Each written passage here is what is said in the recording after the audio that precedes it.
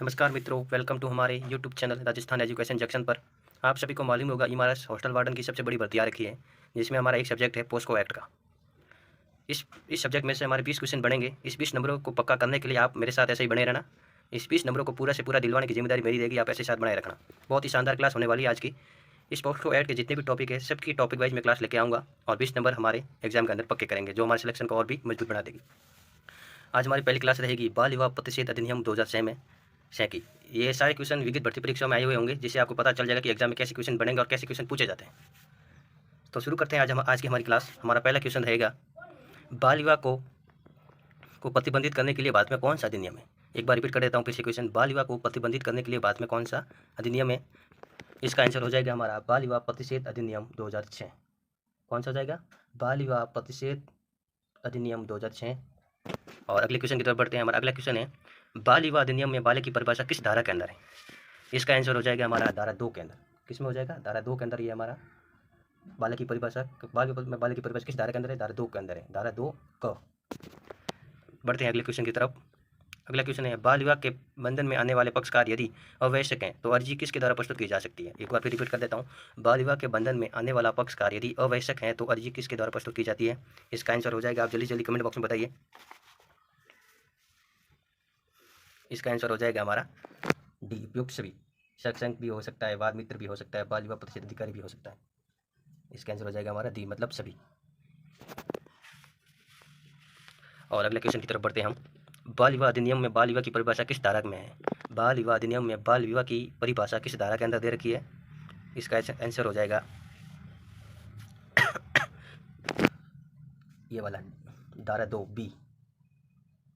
D होगा, उल्टा सीधा हो गया, यहाँ पे डी कर देना आप।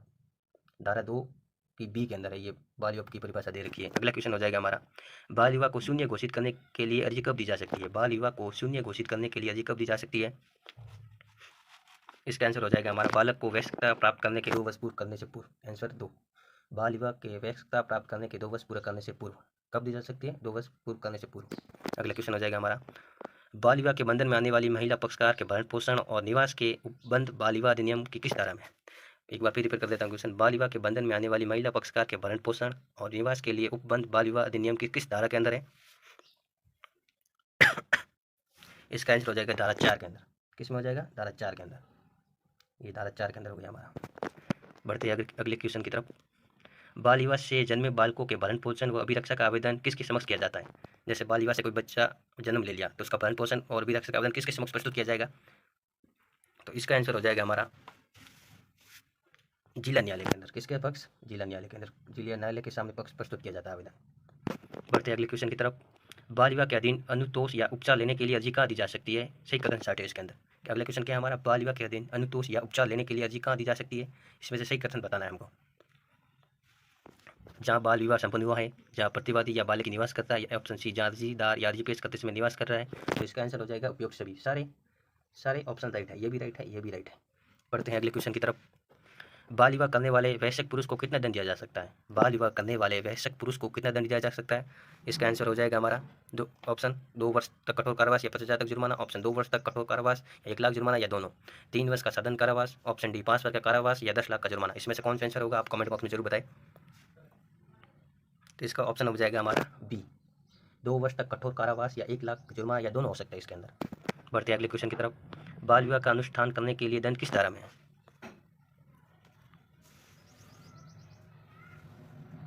इसका आंसर हो जाएगा हमारा, आप कमेंट बॉक्स में बताएं, धारा 9 या धारा 8 या धारा 10 या धारा 11। इनमें से कौन सा ऑप्शन होगा। तो हमारा आंसर होगा धारा 10, ये वाला राइट क्वेश्चन हो जाएगा। कौन हो जाएगा? धारा 10 के अंदर ये दे रखा है, अनुष्ठान करने के लिए दंड किस धारा के अंदर है। बढ़ते अगले क्वेश्चन की तरफ। बाल विवाह के अंतर्गत अपराधों की प्रकृति कैसी होती है। बाल विवाह के अंतर्गत अपराधी प्रकृति कैसी होती है। तो इसका आंसर क्या होगा, आप बताएं। ऑप्शन ए असंघीय और जमानतीय, ऑप्शन बी संघीय और अजमानतीय, ऑप्शन सी संघीय या जमानतीय, या ऑप्शन डी असंघीय और असामान्य। तो इसका आंसर क्या होगा, आप जल्दी बताएं। इसका ऑप्शन हो जाएगा ऑप्शन बी, संघीय और अजमानतीय। यह ऑप्शन हमारा राइट हो जाएगा, ऑप्शन बी। बढ़ते अगले क्वेश्चन की तरफ। बाल विवाह प्रतिषेध अधिकारी की नियुक्ति किस धारा में की जाती है। बाल विवाह प्रतिषेध अधिकारी की नियुक्ति किस धारा में की जाती है। तो इसमें हमारा आंसर क्या होगा, धारा 15 या धारा 12 या धारा 10 या धारा 16। इसमें से राइट आप जल्दी बताएं। इसका हमारा हो जाएगा धारा 16 के अंतर्गत प्रतिष्ठित अधिकारी की नियुक्ति की जाती है। किस धारा के अंतर्गत? धारा 16 के अंतर्गत प्रतिष्ठित अधिकारी की नियुक्ति की जाती है। बढ़ते हम अगले क्वेश्चन की तरफ। बाल विवाह प्रतिष्ठित अधिकारी के कार्यों के संबंध में गलत कथन कौन सा है? इनमें से हमें एक गलत कथन बताना है कि बाल विवाह प्रतिष्ठित अधिकारी होता है, उसके कार्यों के संबंध में कौन सा कथन इसमें गलत दे रखा है। तो इसमें हमारा आंसर हो जाएगा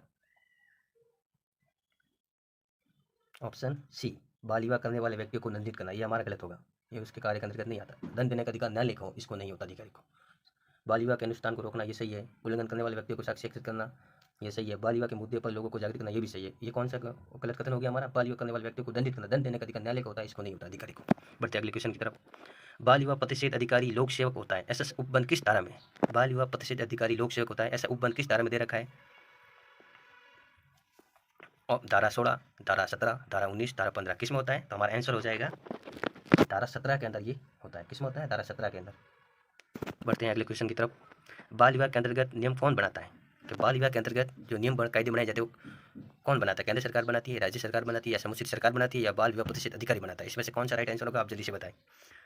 तो इसमें राज्य सरकार को कब बनाती है? नियम बनाती है। बाल विवाह के अंतर्गत कौन नियम बनाती है? राज्य सरकार का ये अधिकार होता है जो ये नियम बनाती है। बढ़ते हैं हमारे अगले क्वेश्चन की तरफ। अगला क्वेश्चन हमारे हो गया, बाल विवाह के अनुष्ठान का संवर्धन करने या उसे अनुज्ञात करने के लिए कितना दंड है? बाल विवाह के अनुष्ठान का संवर्धन या करने या उसे अनुज्ञात करने के लिए कितना दंड है? तो इसका आंसर क्या होगा? कठोर कारावास 3 वर्ष तक और 1 लाख जुर्माना। ऑप्शन बी साधारण कारावास 2 वर्ष और 1 लाख जुर्माना। ऑप्शन सी कठोर कारावास 2 वर्ष तक या 1 लाख जुर्माना। ऑप्शन डी कठोर कारावास 2 वर्ष तक और 1 लाख जुर्माना। इनमें से कौन सा आंसर हो जाएगा हमारा? जल्दी से बताएं। तो ऑप्शन हमारा डी इसके अंदर राइट हो जाएगा। क्या हो जाएगा? ऑप्शन डी, कठोर कारावास और 2 वर्ष तक और 1 लाख जुर्माना। इसमें 2 वर्ष की तो कारावास होगा, साथ में 1 लाख का जुर्माना भी होगा। बढ़ते हैं हमारे अगले क्वेश्चन की तरफ। बाल विवाह प्रतिषेध अधिनियम में व्यादेश जारी करने की शक्ति किसको होती है?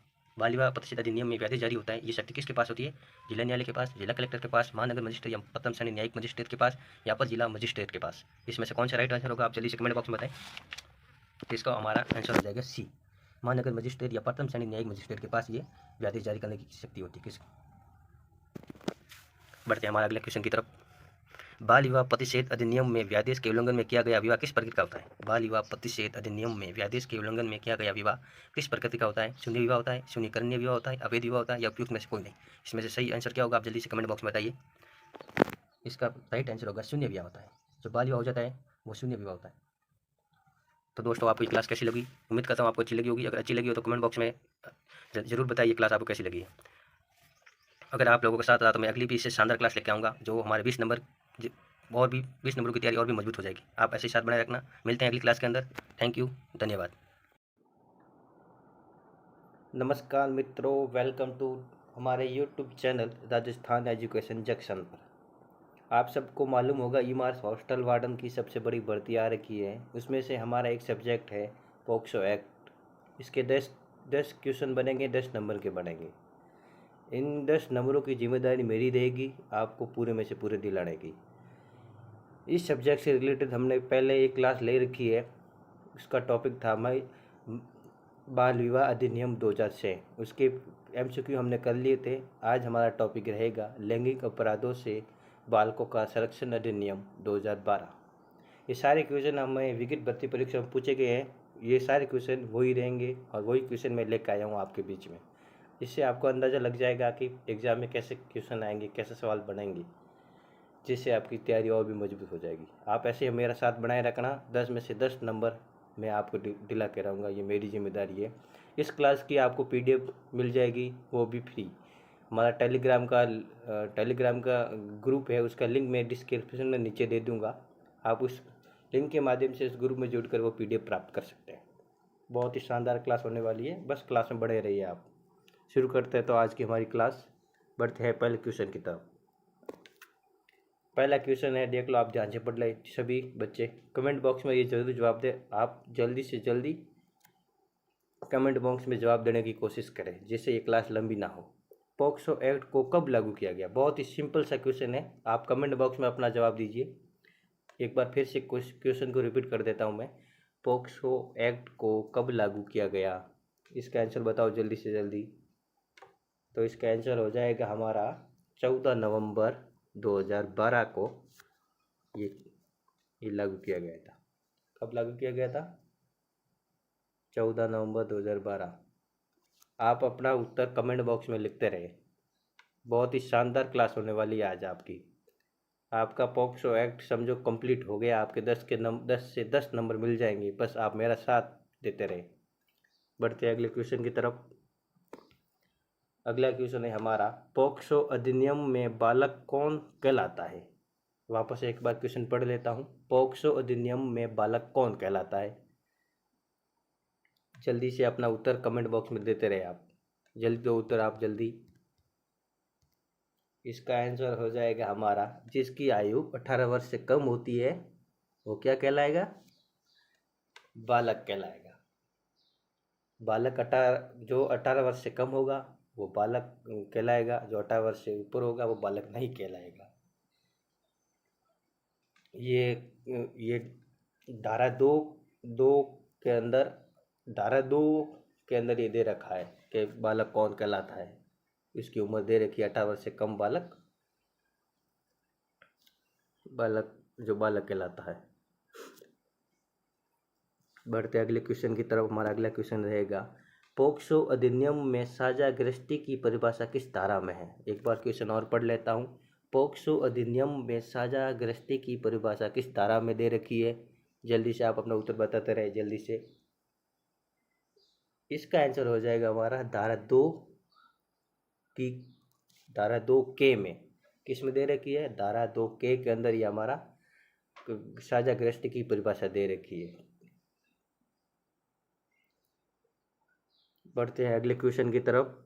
अगला क्वेश्चन है हमारा, पोक्सो अधिनियम में प्रवेशन लैंगिक हमले की परिभाषा किस धारा में? पोक्सो अधिनियम में प्रवेशन लैंगिक हमले की परिभाषा किस धारा में है? जल्दी से आप उत्तर बताते रहे कमेंट बॉक्स में। इसका आंसर हो जाएगा हमारा धारा डी के अंदर। किस में है? धारा डी के अंदर दे रखा है। धारा ऑप्शन नंबर डी, धारा 3 के अंदर ये प्रवेशन लैंगिक हमले की परिभाषा दे रखी है। बढ़ते हैं अगले क्वेश्चन की तरफ। अगला क्वेश्चन है हमारा, असत्य कथन छांटना है। गुरुतर प्रवेश लैंगिक हमले के संबंध में असत्य कथन कौन सा है? गुरुतर प्रवेशन लैंगिक हमले के संबंध में असत्य कथन कौन सा है? ये अपने सामने 4 ऑप्शन दे रखे हैं। कौन से इसमें ऑप्शन राइट है ये आपको बताना। आप अपना उत्तर कमेंट बॉक्स में जरूर दें। पहला ऑप्शन दे रखा हमें, पुलिस अधिकारी द्वारा थाने में प्रवेशन लैंगिक हमला। 18 वर्ष से कम आयु के बालक पर प्रवेश लैंगिक हमला। गर्भवती बालिका पर प्रवेश लैंगिक हमला। सामुदायिक या पंथीय हिंसा के दौरान प्रवेश लैंगिक हमला। इसमें से हमें बताना अपना कौन सा राइट हो जाएगा। तो हमारा पहला ऑप्शन, पुलिस अधिकारी द्वारा थाने में प्रवेश लैंगिक हमला, ये हमारा क्या हो जाएगा? गलत हो जाएगा। 18 वर्ष से कम आयु के बालक पर प्रवेश लैंगिक हमला, ये हमारा राइट हो जाएगा। गर्भवती बालिका पर प्रवेश लैंगिक हमला, ये गलत हो जाएगा। सामुदायिक या पंथी हिंसा के दौरान प्रवेश लैंगिक हमला, ये हमारा राइट हो जाएगा। तो ये ऑप्शन देखो हमारा 2 और 4 किस में आ रहा है? तो ऑप्शन नंबर सी में आ रहा है। किस में आ रहा है? ऑप्शन सी में आ रहा है। ये हमारे 2 इसमें से 2 कथन असत्य है।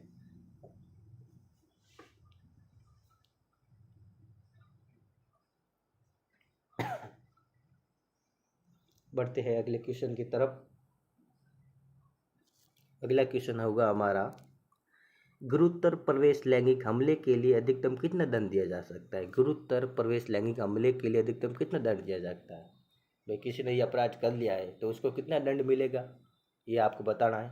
जल्दी से अपना आंसर देते रहे, जल्दी बताओ। अधिकतम दंड कितना मिलेगा ये आपको बताना है। तो अधिकतम दंड कितना मिलेगा? ऑप्शन ए 10 वर्ष का कठोर कारावास। ऑप्शन बी मृत्युदंड। ऑप्शन सी आजीवन कारावास। ऑप्शन डी 7 वर्ष का साधारण कारावास। तो आपको इसके अंदर आंसर क्या बनेगा? ऑप्शन नंबर बी हमारा राइट हो जाएगा, मृत्युदंड अधिकतम हो मिलेगा। ये धारा 6 के अंदर दे रखा है कि अधिकतम मृत्युदंड दे सकते हैं और 20 वर्ष का कठोर कारावास न्यूनतम दे सकते हैं, या जुर्माना दोनों दे सकते हैं इसके अंदर। बढ़ते हैं अगले क्वेश्चन की तरफ। अगला क्वेश्चन होगा हमारा, गुरुतर प्रवेश लैंगिक हमला किस धारा में परिभाषित है? गुरुतर प्रवेश लैंगिक हमला किस धारा के अंदर दे रखा है, ये किस धारा के अंदर परिभाषित किया गया है, ये हमें बताना है। ऑप्शन ए धारा 3, ऑप्शन बी धारा 5, ऑप्शन सी धारा 6, ऑप्शन डी धारा 2। इसके अंदर हमारा राइट क्वेश्चन क्या होगा, ये आपको बताना है। जल्दी बताओ आप। इसके अंदर हमारा ऑप्शन हो जाएगा धारा 5 के अंदर प्रवेश लैंगिक हमले की परिभाषा दे रखी है। किसमें दे रखी है? धारा 5 के अंदर दे रखी है। बढ़ते हैं मैं अगले क्वेश्चन की तरफ। अगला क्वेश्चन हो जाएगा हमारा, गुरुतर प्रवेश लैंगिक हमले के संबंध में सत्य कथन कौन सा है? ये 4 ऑप्शन दे रखे हैं हमारे सामने, इसमें से सत्य कथन कौन सा है ये हमें बताना है। तो पहला हमारा ऑप्शन हो जाएगा, शस्त्र सेना के सदस्य द्वारा प्रवेश लैंगिक हमला। ऑप्शन बी, किसी लोक सेवक द्वारा प्रवेश लैंगिक हमला। ऑप्शन सी, किसी अस्पताल के प्रबंधक या कर्मचारी द्वारा अस्पताल में प्रवेश लैंगिक हमला। तो हमारा आंसर क्या हो जाएगा इसमें से? उपयुक्त सभी। ये सारे क्वेश्चन, सारे ऑप्शन राइट है हमारे।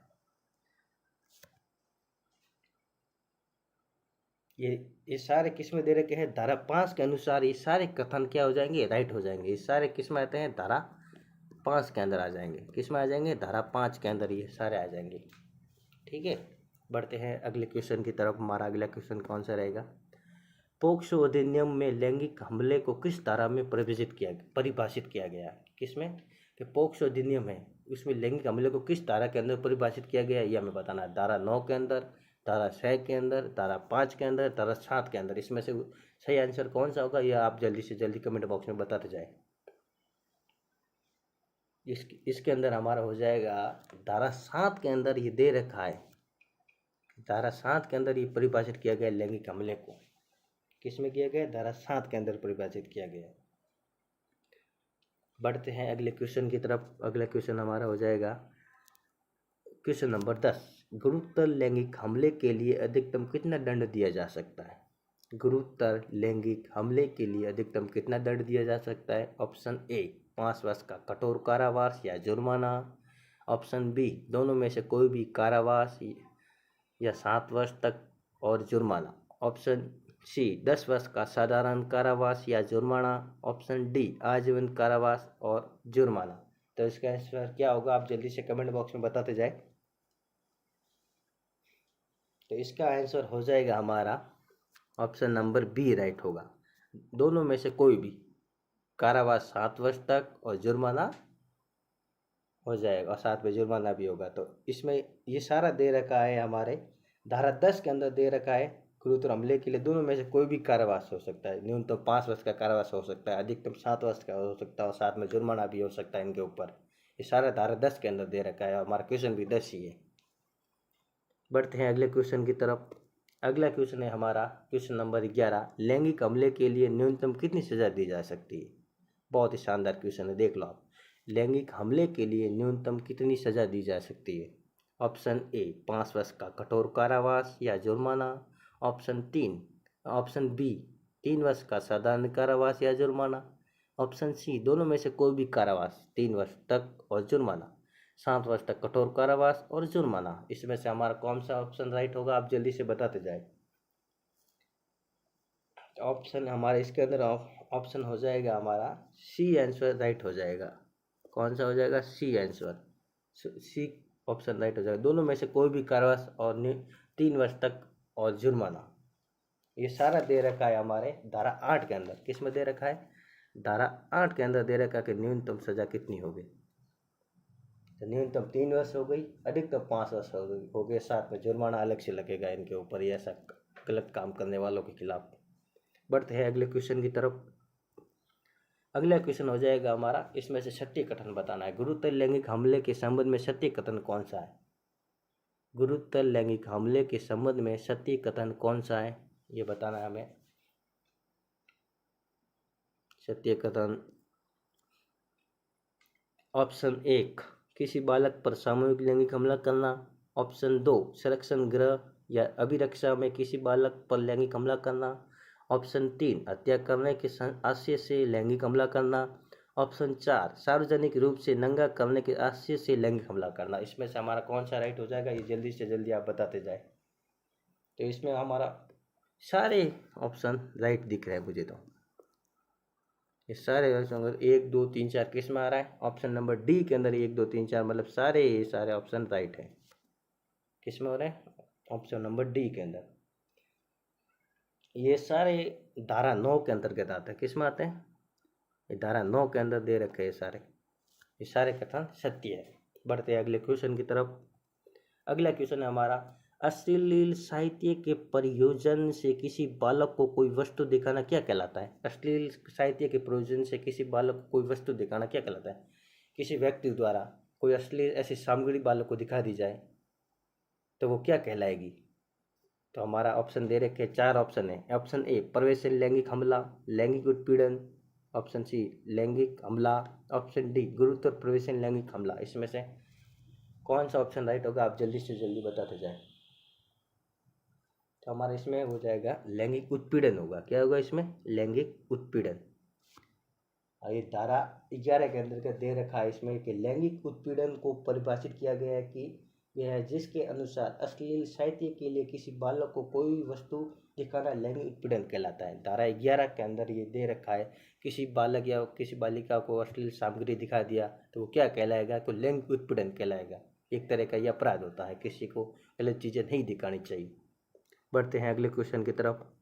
अगला क्वेश्चन है हमारा, लैंगिक उत्पीड़न के लिए पोक्सो अधिनियम में कितना दंड दिया जा सकता है। लैंगिक उत्पीड़न के लिए पोक्सो अधिनियम में कितना दंड दिया जा सकता है। ऑप्शन ए 3 वर्ष का कठोर कारावास या जुर्माना। ऑप्शन बी 5 वर्ष का साधारण कारावास और जुर्माना। ऑप्शन सी दोनों में से कोई भी कारावास 3 वर्ष तक और जुर्माना आजीवन कारावास। इसमें से हमारा सही आंसर कौन सा होगा, आप कमेंट बॉक्स में उत्तर देते जाए साथ साथ में। तो इसमें हमारा ऑप्शन राइट हो जाएगा ऑप्शन सी दोनों में से कोई कारावास और 3 वर्ष तक और जुर्माना 7 के अंदर।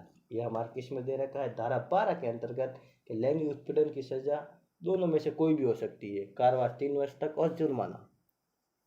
धारा 12 के अंदर दे रखा, किस में दे रखा है, धारा 12 के अंदर।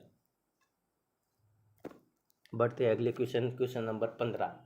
अश्लील साहित्य के प्रयोजन के लिए बालक का उपयोग पोक्सो अधिनियम की किस धारा में वर्णित है। अश्लील साहित्य के प्रयोजन के लिए बालक का उपयोग पोक्सो अधिनियम की किस धारा में वर्णित है। ऑप्शन ए धारा 13, ऑप्शन बी धारा 12, ऑप्शन सी धारा 11, ऑप्शन डी धारा 10। इसमें से हमारा राइट आंसर कौन सा होगा, आप जल्दी से जल्दी बताते जाए। इसमें से हमारा राइट आंसर होगा धारा 13 के अंदर। ऑप्शन नंबर 1 में धारा 13 के अंदर ये दे रखा है, अश्लील साहित्य के प्रयोजन के लिए बालक का उपयोग पोक्सो अधिनियम की किस धारा में है, धारा 13 के अंदर ये दे रखा है। बढ़ते अगले क्वेश्चन की तरफ। अगला क्वेश्चन हमारा, पोक्सो अधिनियम में किसी अपराध के दुष्प्रेरण के लिए कितना दंड दिया जा सकता है। एक बार क्वेश्चन और रिपीट कर देता हूँ मैं। पोक्सो अधिनियम में किसी अपराध के दुष्प्रेरण के लिए कितना दंड दिया जा सकता है। ऑप्शन ए कठोर कारावास 10 वर्ष तक और जुर्माना। ऑप्शन बी आजीवन कारावास और जुर्माना। ऑप्शन सी मृत्युदंड और दंड जो अपराध के लिए उपबंधित हो। इसमें से हमारा राइट आंसर कौन सा हो जाएगा क्वेश्चन नंबर 16 के अंदर। इसमें से हमारा राइट आंसर होगा ऑप्शन नंबर डी, दंड जो अपराध के लिए उपबंधित हैं, जो दंड निर्धारित किया गया जिस अपराध के लिए वही दंड मिलेगा, कोई अलग दंड थोड़ी दे सकते। ये सब धारा 17 के अंदर दे रखा है। किस में दे रखा है, धारा 17 के अंदर दे रखा है। ये धारा 17 के अंतर्गत आता है कि किस अपराध के लिए कौन सा दंड दे रखा है, कौन सा दंड निर्धारित किया गया है। बढ़ते अगले क्वेश्चन की तरफ। अगला क्वेश्चन होगा क्वेश्चन नंबर 17। जो कोई पोक्सो अधिनियम में बालक को अंतर्ग्रस्त करने वाले अश्लील साहित्य का भंडारण करता है और उसको नष्ट करने में असफल रहता है तो द्वितीय या पश्चातवर्ती दोष सिद्धि पर कितना दंड दिया सकता है। जो कोई पोक्सो अधिनियम में बालक को अंतर्ग्रस्त करने वाले अश्लील साहित्य का भंडारण करता है और उसको नष्ट करने में असफल रहता है तो द्वितीय या पश्चातवर्ती दोष सिद्धि पर कितना दंड दिया जा सकता है। तो ऑप्शन ए कठोर कारावास 3 वर्ष तक जुर्माना या दोनों। ऑप्शन बी 5,000 का जुर्माना, ऑप्शन सी 10,000 का जुर्माना, ऑप्शन डी 5 वर्ष तक का कठोर कारावास और जुर्माना। इसमें से हमारा राइट आंसर कौन सा होगा? ऑप्शन सी हो जाएगा, 10,000 का जुर्माना। क्या होगा? 10,000 का जुर्माना होगा, ऑप्शन नंबर सी। ये सारा दे रखा है धारा 15 के अंतर्गत। किस में दे रखा है? धारा 15 के अंतर्गत आएगा। किस में आएगा? धारा 15 के अंतर्गत आएगा। बढ़ते अगले क्वेश्चन की तरफ। अगला क्वेश्चन होगा हमारा क्वेश्चन नंबर 18। जो कोई वाणिज्यिक उद्देश्य से बालक को अंतर्ग्रस्त करने वाले अश्लील साहित्य का संग्रहण करता है, प्रथम 2 स्थिति पर उसे कितना दंड दिया जा सकता है? एक बार क्वेश्चन और रिपीट कर देता हूँ। जो कोई वाणिज्यिक उद्देश्य से बालक को अंतर्ग्रस्त करने वाले अश्लील साहित्य का संग्रहण करता है, प्रथम 2 स्थिति पर उसे कितना दंड दिया जा सकता है? ऑप्शन ए कठोर कारावास 5 वर्ष तक, 5 वर्ष और जुर्माना। दोनों में से कोई भी कारावास न्यूनतम 3 वर्ष, अधिकतम 5 वर्ष, या जुर्माना दोनों में से कोई कारावास न्यूनतम 5 वर्ष, अधिकतम 7 वर्ष, या जुर्माना। ऑप्शन नंबर डी 10 वर्ष का कारावास और जुर्माना। तो इसमें से हमारा राइट आंसर कौन सा होगा? आप जल्दी से कमेंट बॉक्स में साथ साथ बताते जाएं। तो इसमें से हमारा राइट आंसर हो जाएगा ऑप्शन नंबर बी। कौन सा होगा? Option number B. दोनों में से कोई कारावास न्यूनतम 3 वर्ष हो गया, अधिकतम 5 वर्ष हो गया, साथ में जुर्माना, और शायद दोनों भी दे सकते हैं। ये सारा मैटर दे रखा है धारा 15 के अंतर्गत आएगा। किस में आएगा? ये धारा 15 के अंदर दे रखा है। किस में दे रखा है? धारा 15 के अंदर। बढ़ते हैं अगले क्वेश्चन की तरफ। अगला क्वेश्चन होगा हमारा 19 नंबर। अश्लील साहित्य के प्रयोजन के लिए बालक के उपयोग के लिए द्वितीय 2 सीढ़ी पर कितनी सजा है? अश्लील साहित्य के प्रयोजन के लिए बालक के उपयोग के लिए द्वितीय 2 सीढ़ी पर कितनी सजा है? ऑप्शन ए 7 वर्ष और जुर्माना, ऑप्शन बी 10 वर्ष तक और जुर्माना, ऑप्शन सी कठोर कारावास 3 वर्ष तक जुर्माना, ऑप्शन डी आजीवन कारावास और जुर्माना। तो हमारा इसमें आंसर कौन सा होगा? आप जल्दी से कमेंट बॉक्स में बताते जाए साथ साथ में। तो इसमें हो जाएगा ऑप्शन नंबर ए 7 वर्ष तक और जुर्माना। ये दोनों मिल सकते हैं। 7 वर्ष की सज़ा भी मिल सकती है और जुर्माना भी मिल सकता है। दोनों में से एक मिलेगा। बढ़ते हैं अगले क्वेश्चन की तरफ। Question number 20। पोक्सो अधिनियम में अपराधों की रिपोर्ट किसको की जा सकती है या किसको दी जा सकती है? पोक्सो अधिनियम में अपराधों की रिपोर्ट किसको की जा सकती है? ऑप्शन ए विशेष पुलिस अधिकारी, ऑप्शन बी मजिस्ट्रेट को, ऑप्शन सी स्थानीय पुलिस को या विशेष किशोर पुलिस यूनिट को, या जिला मजिस्ट्रेट से। इसमें कौन सा ऑप्शन हमारा राइट हो जाएगा? ऑप्शन नंबर सी इसमें हमारा राइट हो जाएगा। कौन हो जाएगा? स्थानीय पुलिस को या विशेष किशोर पुलिस यूनिट को रिपोर्ट की जा सकती है पोक्सो अपराधों की। ये सब दे रखा है धारा 19 के अंतर्गत। किस में दे रखा है? ये धारा 19 के अंतर्गत आएगा सारा। ये धारा 19 के अंदर दे रखा है। किस में दे रखा है? धारा 19 के अंदर। बढ़ते अगले क्वेश्चन की तरफ। अगला क्वेश्चन हमारा है पोक्सो अधिनियम में मिथ्या परिवाद या मिथ्या सूचना के लिए कितना दंड दिया जा सकता है? एक बार क्वेश्चन और पढ़ लेता हूँ आपको और बता देता हूँ। पोक्सो अधिनियम में मिथ्या परिवाद या मिथ्या सूचना के लिए कितना दंड दिया जा सकता है? ऑप्शन ए 2 वर्ष का कारावास या जुर्माना, दोनों। ऑप्शन बी 1 वर्ष का कारावास और जुर्माना, ऑप्शन सी 3 वर्ष का कठोर कारावास और जुर्माना, ऑप्शन डी 6 माह का कारावास और या जुर्माना, या दोनों हो सकते हैं। तो इसमें से हमारा राइट आंसर कौन सा होगा? आप जल्दी से बताओ। तो इसमें से हमारा राइट आंसर होगा ऑप्शन नंबर डी 6 माह का कारावास होगा, या जुर्माना, या दोनों हो सकता है। क्या होगा? ऑप्शन नंबर डी इसमें से हमारा राइट हो जाएगा। ये सब दे रखा है धारा 22 के अंतर्गत। किस में दे रखा है? ये धारा 22 के अंदर दे रखा है। किस में दे रखा है? धारा 22 के अंदर आएगा सारा मैटर। बढ़ते अगले क्वेश्चन की तरफ। अगला क्वेश्चन है पोक्सो अधिनियम में धारा 24 में बालक के कथन को किसके द्वारा लिखा जाता है? पोक्सो अधिनियम है, उसमें धारा 24 है। बालक के कथन को किसके द्वारा लिखा जाता है? ऑप्शन ए पुलिस निरीक्षक, ऑप्शन बी पुलिस उप निरीक्षक, ऑप्शन सी पुलिस उप निरीक्षक जो स्त्री होगी, या मजिस्ट्रेट। इसमें से कौन सा आंसर राइट होगा? आप जल्दी से बताएं। तो इसमें से हमारा राइट आंसर हो जाएगा, आप कमेंट बॉक्स में आप लोग तो बताते जाए साथ साथ में। तो इसमें से हमारा आंसर होगा ऑप्शन नंबर सी राइट हो जाएगा। कौन सा हो जाएगा? Option number C. पुलिस उपनिरीक्षक जो स्त्री होगी वो लिखेगी। अलग कथन को किसके द्वारा लिखा जाता है? तो पुलिस उपनिरीक्षक जो स्त्री होगी वो लिखेगी। ये सब दे रखा है हमारा धारा 24 के अंदर। किस में दे रखा है? धारा 24 के अंदर ये दे रखा है हमारा। किस में दे रखा है? धारा 24 के अंदर दे रखा है। बढ़ते हैं अगले क्वेश्चन की तरफ। अगला क्वेश्चन हो जाएगा हमारा 23 नंबर। पोक्सो अधिनियम में बालक की चिकित्सीय परीक्षा किस धारा के अंतर्गत की जाती है? पोक्सो अधिनियम में बालक की चिकित्सीय परीक्षा होती है वो किस धारा के अंतर्गत की जाती है? ऑप्शन ए धारा 25, ऑप्शन बी धारा 24, ऑप्शन सी धारा 28, ऑप्शन डी धारा 27। इसमें से राइट आंसर कौन सा होगा? आप जल्दी से बताएं। तो इसमें से हमारा राइट आंसर हो जाएगा ऑप्शन नंबर डी धारा 27 के अंतर्गत चिकित्सीय परीक्षा की जाती है। बढ़ते अगले क्वेश्चन की तरफ। अगला क्वेश्चन हो जाएगा हमारा 24। पोक्सो अधिनियम में विशेष न्यायालय की स्थापना किस धारा में की जाती है? पोक्सो अधिनियम में विशेष न्यायालय की स्थापना किस धारा में की जाती है? ऑप्शन ए धारा 30, ऑप्शन बी धारा 32, ऑप्शन सी धारा 28, ऑप्शन डी धारा 27। इसमें से कौन सा ऑप्शन हमारा राइट होगा? ये जल्दी से आप बताएं।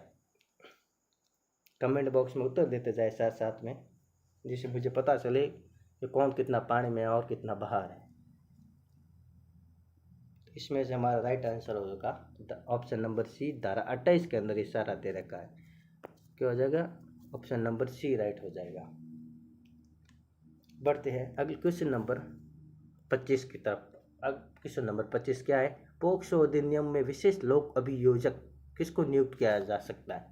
पोक्सो अधिनियम में विशेष लोक अभियोग, अब लोक क्या हो जाएगा? लोक अभियोजक किसको नियुक्त किया जा सकता है? ऑप्शन ए 10 वर्ष की वकालत का अनुभव वाले व्यक्ति को, पुलिस निरीक्षक को। ऑप्शन सी जिसे 5 वर्ष की विधि व्यवसाय का अनुभव हो, जिसे 7 वर्ष की विधि व्यवसाय का अनुभव हो। इसमें से किसको लोक अभियोजक नियुक्त किया जा सकता है? तो इसमें से हमारा राइट आंसर हो जाएगा ऑप्शन नंबर डी जिसे 7 वर्ष के विधि व्यवसाय का क्या हो? अनुभव हो। ये हो जाएगा हमारा राइट, जिसे लोक अभियोजक नियुक्त किया जा सकता है। ये धारा 32 में दे रखा है। किस में दे रखा है? धारा 32 के अंदर दे रखा है। किस में दे रखा है? धारा 32 के अंदर ये सारा मैटर दे रखा है कि किसे लोक अभियोजक नियुक्ति किया जाएगा। बढ़ते अगले क्वेश्चन के अंदर। Question number 26। पोक्सो अधिनियम में बंद कमरे में विचारण, कैमरा, ट्रायल का प्रावधान किस धारा में? पोक्सो अधिनियम में बंद कमरे में विचारण, कैमरा, ट्रायल का प्रावधान किस धारा के अंदर है? धारा ऑप्शन ए धारा 35, ऑप्शन बी धारा 37, ऑप्शन सी धारा 32, ऑप्शन डी धारा 45। इसमें से हमारा राइट आंसर कौन सा होगा?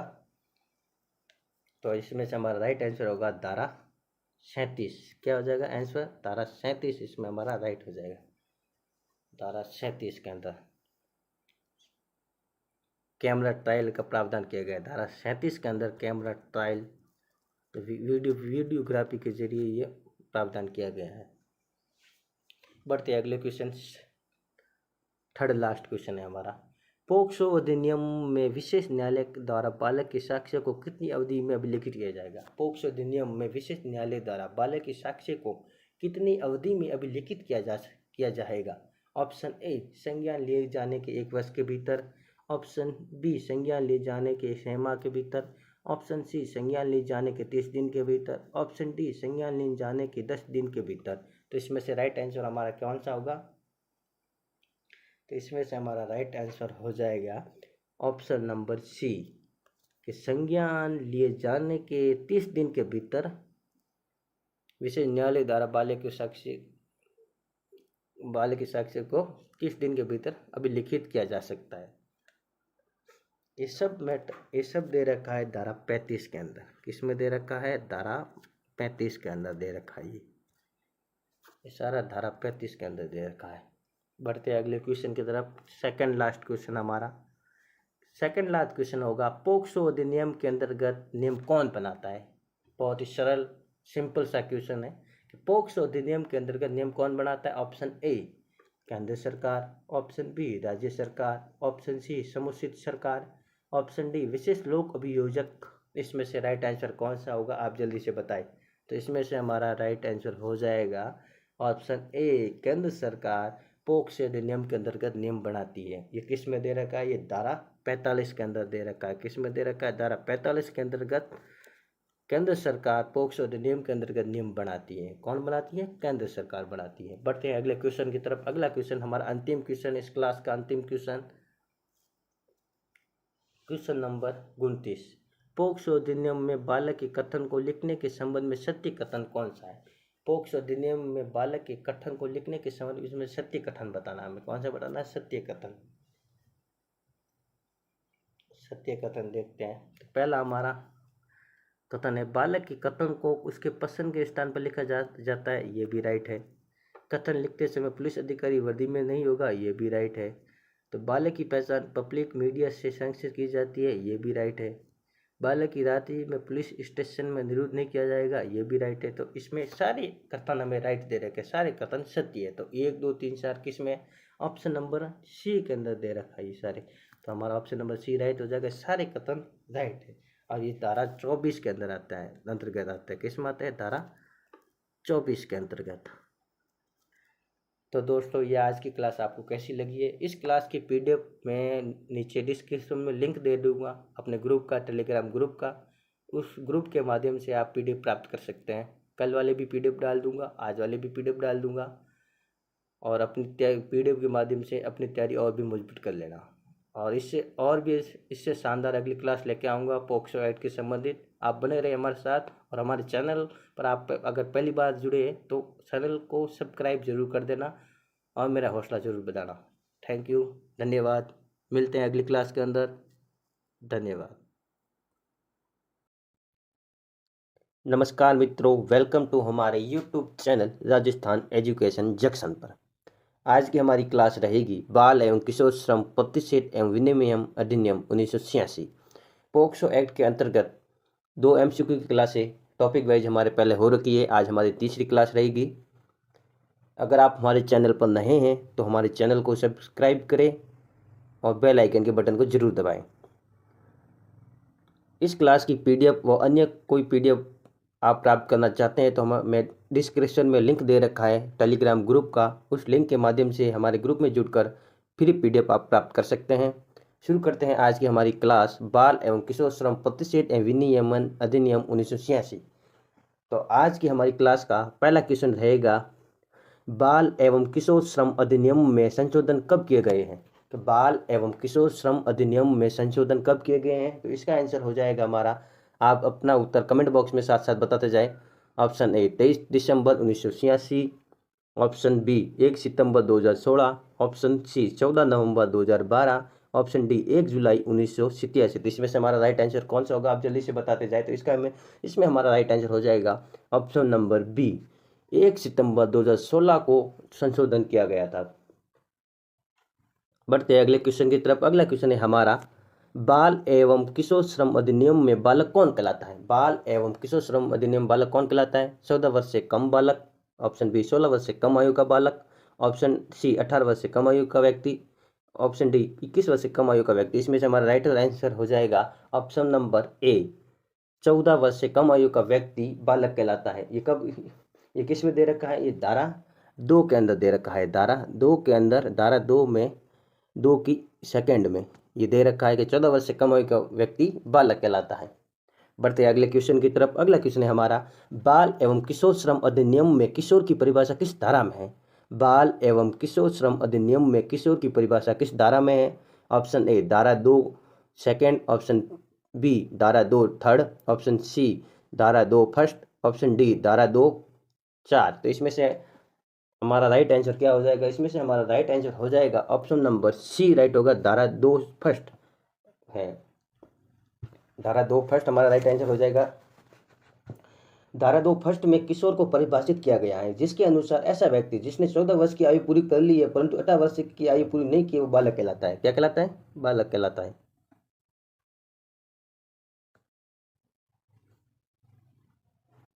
बढ़ते हैं हम अगले क्वेश्चन की तरफ। अगला क्वेश्चन है हमारा क्वेश्चन नंबर 4, बालकों को किसी भी व्यवसाय और प्रक्रिया में नियोजित नहीं किया जा सकता, ऐसा प्रावधान बाल एवं किशोर श्रम अधिनियम की किस धारा में है। एक बार फिर से क्वेश्चन पढ़ लेता हूँ। बालक को किसी भी व्यवसाय और प्रक्रिया में नियोजित नहीं किया जा सकता, ऐसा प्रावधान बाल एवं किशोर श्रम अधिनियम की किस धारा में है? ऑप्शन ए धारा 4 में, ऑप्शन बी धारा 5 में, ऑप्शन सी धारा 3A में, ऑप्शन डी धारा 3 में। इसमें से हमारा राइट आंसर क्या हो जाएगा? आप जल्दी से कमेंट बॉक्स में अपना उत्तर बताते जाए। इसमें से हमारा राइट आंसर हो जाएगा धारा 3 में, ऑप्शन डी राइट हो जाएगा। धारा डी के अंदर, धारा 3 के अंदर ये प्रावधान है। धारा 3 के अनुसार 14 वर्ष से कम आयु के बालक को किसी भी व्यवसाय या प्रक्रिया में काम नहीं करवाया जा सकता। धारा 3 के अनुसार किसी भी 14 वर्ष से कम आयु के बालक को किसी व्यवसाय में काम नहीं करवाया जा सकता। बढ़ते हैं अगले क्वेश्चन की तरफ। अगला क्वेश्चन है हमारा क्वेश्चन नंबर 6। क्वेश्चन नंबर, बाल एवं किशोर श्रम प्रतिषेध विनियम अधिनियम 1986 के अंदर तकनीकी सलाहकार समिति में कितने सदस्य होते हैं? एक बार फिर से क्वेश्चन रिपीट कर लेता हूँ। बाल एवं किशोर श्रम प्रतिषेध और विनियमन अधिनियम 1986 के अंतर्गत तकनीकी सलाहकार समिति में कितने सदस्य होते हैं? ऑप्शन ए 1 अध्यक्ष 5 अन्य सदस्य, ऑप्शन बी 1 अध्यक्ष 10 अन्य सदस्य, ऑप्शन सी 1 अध्यक्ष 6 अन्य सदस्य, ऑप्शन डी 1 अध्यक्ष 20 अन्य सदस्य। इसमें से राइट आंसर हमारा क्या होगा? तो जल्दी से आप अपना उत्तर कमेंट बॉक्स में साथ साथ बताते जाए, जिससे आपकी तैयारी का अंदाजा लग सके, आपको कितना याद हो कि आपकी पढ़ाई का स्तर कितना बड़ा है और कितना लो है। तो इसमें से हमारा आंसर हो जाएगा ऑप्शन नंबर बी राइट होगा। 1 अध्यक्ष होता है और 10 अन्य सदस्य होते हैं। धारा 5 के अंतर्गत होता है। किसके धारा 5 के अंतर्गत 1 अध्यक्ष 10 अन्य सदस्य होते हैं जी। और इस सलाहकार समिति का गठन केंद्र सरकार के द्वारा किया जाता है और 1 अध्यक्ष और 10 अन्य सदस्यों की नियुक्ति केंद्र सरकार द्वारा की जाती है। बढ़ते हैं अगले क्वेश्चन की तरफ। अगला क्वेश्चन है हमारा, बाल एवं किशोर श्रम प्रतिषेध विनियमन अधिनियम 1986 के अनुसार अनुसूची में संशोधन की शक्ति किस धारा में वर्णित है? एक बार फिर से क्वेश्चन रिपीट कर लेता हूँ।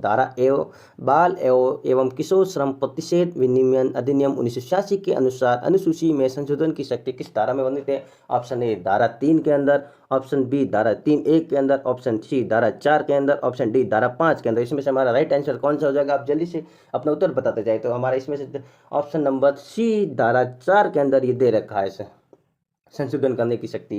ये धारा 4 के अनुसार केंद्र सरकार अनुसूची में संशोधन कर सकती है। केंद्र सरकार अनुसूची में संशोधन कर सकती है। कौन कर सकती है? केंद्र सरकार अनुसूची में संशोधन कर सकती है।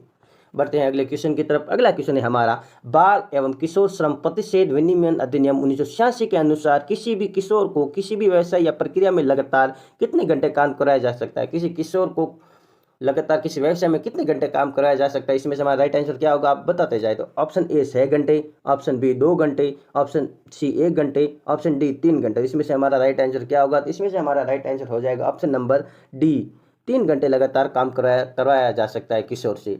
ये धारा 7 के अंदर दे रखा है। किसमें दे रखा है? धारा 7 के अंदर दे रखा है कि किसी किशोर को किसी व्यवसाय या प्रक्रिया में जो परिसंकट में नहीं है, लगातार 3 घंटे तक काम कराया जा सकता है। बढ़ते हैं अगले क्वेश्चन की तरफ। क्वेश्चन नंबर 8, किसी भी किशोर को किसी अवधि में काम नहीं करवाया जा सकता। किसी भी किशोर को किस अवधि में काम नहीं करवाया जा सकता?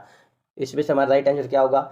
ऑप्शन ए रात्रि 10 बजे के बाद, ऑप्शन बी शाम 8 बजे से सुबह 8 बजे तक, ऑप्शन सी शाम 7 बजे से सुबह 8 बजे तक मध्य, और ऑप्शन डी शाम को 9 बजे से सुबह 10 बजे के मध्य। तो इसमें से हमारा राइट आंसर क्या हो जाएगा? इसमें से हमारा राइट आंसर हो जाएगा ऑप्शन नंबर सी राइट होगा। इसमें क्या हो जाएगा? ऑप्शन नंबर सी शाम 7 बजे से 8 बजे के मध्य किशोर को काम नहीं करवाया जा सकता है।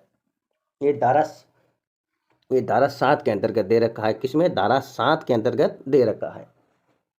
बढ़ते अगले क्वेश्चन की तरफ। अगला क्वेश्चन है हमारा क्वेश्चन नंबर 9, काम करने के लिए अनुमत किशोरों के लिए 1 साप्ताहिक छुट्टी होगी, ऐसा प्रावधान किस धारा में? काम करने के लिए अनुमत किशोरों के लिए 1 साप्ताहिक छुट्टी का प्रावधान है, वो किस धारा के अंतर्गत दे रखा है? ऑप्शन ए धारा 8 के अंदर, ऑप्शन बी धारा 7 में, ऑप्शन सी धारा 5 में, ऑप्शन डी धारा 4 में। तो इसमें से हमारा राइट आंसर क्या होगा? तो इसमें से हमारा राइट आंसर हो जाएगा धारा 8 के अंदर। ऑप्शन ए के अंदर ये दे रखा है कि 1 छुट्टी का प्रावधान है।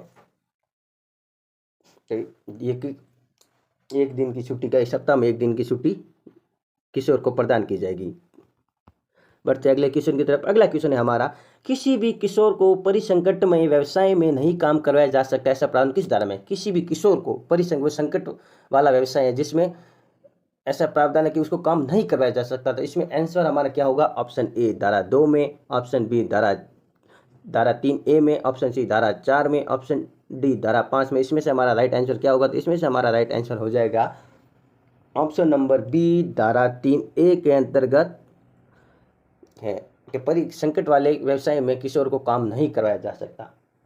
कि धारा 3A के अनुसार किसी भी किशोर को परिसंकट में व्यवसाय में प्रक्रिया में काम नहीं करवाया जा सकता। बढ़ते अगले क्वेश्चन की तरफ। अगला क्वेश्चन है हमारा, बाल एवं किशोर श्रम अधिनियम में रजिस्टर का संधारण किस धारा में किया जाता है? बाल एवं किशोर श्रम अधिनियम में रजिस्टर का संधारण किस धारा में किया जाता है? धारा 13 के में, धारा 11 में, धारा 14 में, धारा 14A में। इसमें से हमारा राइट आंसर क्या होगा? आप जल्दी से बताते जाए। इसमें से हमारा राइट आंसर हो जाएगा ऑप्शन नंबर बी, धारा 11 के अंदर ये दे रखा है। किसमें दे रखा है? धारा 11 के अंदर ये दे रखा है कि धारा 11 में एक रजिस्टर का संधारण नियोजक द्वारा किया जाता है।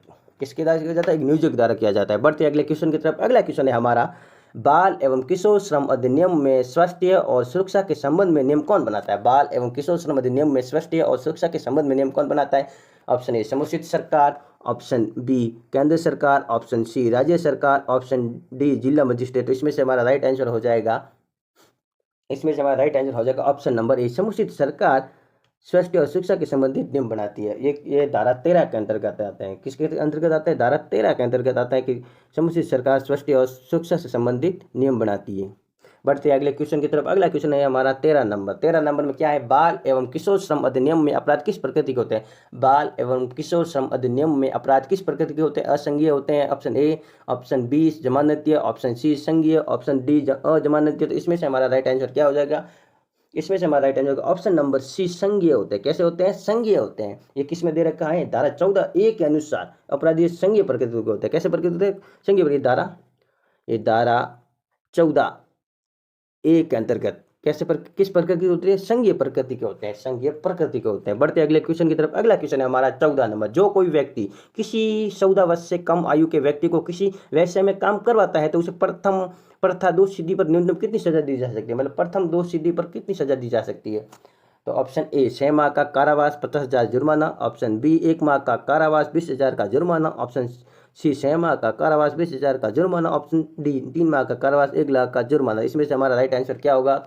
इसमें से हमारा राइट आंसर हो जाएगा ऑप्शन नंबर सी राइट होगा। ऑप्शन नंबर सी राइट होगा कि 6 माह का कारावास और 20,000 का जुर्माना दिया जाएगा। तो ये किस में दे रखा? धारा 14 के अनुसार। ये किस में है? धारा 14 के अंतर्गत। किसके अंतर्गत है? धारा 14 के अंतर्गत दे रखा है। धारा 14 के अनुसार जो कोई धारा 3 और धारा 3A का उल्लंघन करता है तो प्रथम दोष सिद्धि पर न्यूनतम 6 माह का कारावास और 25,000 रुपये का जुर्माना, अधिकतम 2 वर्ष का कारावास और 50,000 रुपये का जुर्माना होता है। बढ़ते अगले क्वेश्चन की तरफ। अगला क्वेश्चन है हमारा कि बाल एवं किशोर श्रम पुनर्वास कोष का प्रावधान किस धारा में? बाल एवं किशोर श्रम पुनर्वास कोष का प्रावधान किस धारा में?